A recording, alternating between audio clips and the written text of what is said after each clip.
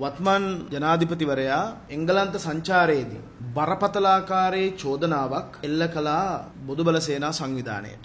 මෛත්‍රීපාල සිරිසේන කියලා කියන්නේ රටේ ජනාධිපති දැන්. කරුමයකට මිනිහට ඒක අමතක කරන කොතනදී. මුන්නහේ අර සූකර පෝතකයත් එක්ක වාඩි වෙලා බොහොම බරපතල චෝදනාවකුයි අපේ සංවිධානයට නගන්නේ. දැන් රටේ නායකකම් කරන්නේ අපි නෙවෙයිනේ.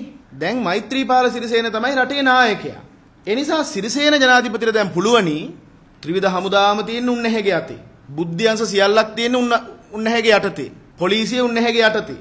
අපි අභියෝග කරනවා සිරිසේනට කරුණා කළා තමන්ගේ ඔය තියෙන විධායක බලය පාවිච්චි කළා බොදුබල සේනා සංවිධානයේ යම් දවසක ආරම්භ කළාද ඒ දවසේ සිට අද දක්වා මේ රටේ කොත්තනක හෝ මුස්ලිම් ජනයාට එරෙහිව අවියොසවල තියෙනවනම් මුස්ලිම් ව්‍යාපාරික ස්ථානයකට මුස්ලිම් පල්ලියකට මුස්ලිම් මිනිහෙකුට අවම තරමින් ගල් කැටයකින් හානියක් කළා තියෙනවා නම් කරුණා කළා මේ ලඝු පිල්වල නැගලා වල්පල් දොඩවන්න නැතුව නීතිය ක්‍රියාත්මක කරන්න අපට එරෙහිව. උන්නැහේට එහෙම හැකියාවක් ලැබුණොත් සාක්ෂි සාධක සහිතව ඔප්පු කරනවා නම් ඔප්පු කළ පැයක් යන්න කලින් මේ සංවිධානය අපි විසිරුවලා හරිනවා. විසිරුවලා හරිනවා විතරක් නෙමෙයි මෛත්‍රීපාල සිරිසේන උන්නැහේට අපි කියනවා ආයේ කතා දෙකක් නැහැ. මේ උත්තම චීවර ධාතුව පැත්තකින් තියලා උන්නැහේ ගෙදර ගිහලා බැල මෙහෙවරකම් කරනවා. එහෙම නැත්තම් මේ ලඝු පිල්වල නැගලා වල්පල් දොඩන සිරිසේන අපේ පන්සලේ ඇවිල්ලා බිත්තකම් කරන්න ඕන.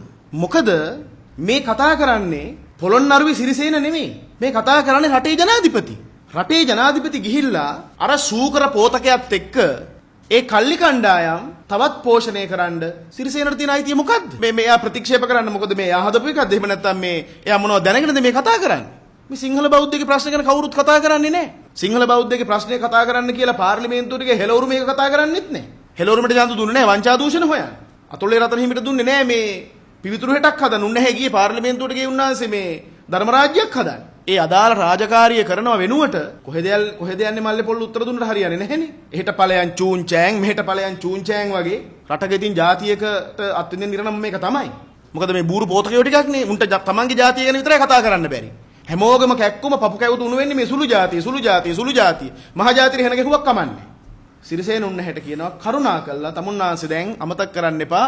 පොළොන්නරුවේ සිරිසේන නෙවෙයි, සෞඛ්‍ය ඇමති සිරිසේන නෙවෙයි, රටේ ජනාධිපති. ඒක මතක තියාගන්න නිතරම.